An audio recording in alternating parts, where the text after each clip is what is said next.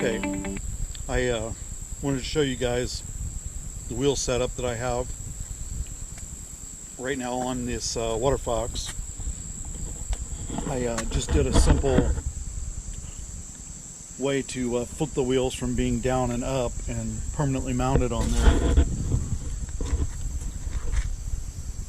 All you do is take that bolt out, flip this up, and then put the bolt in up here and it'll hold it upwards.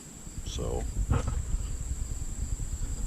we'll see how this works out, but loaded in the truck fine. We'll see how it unloads.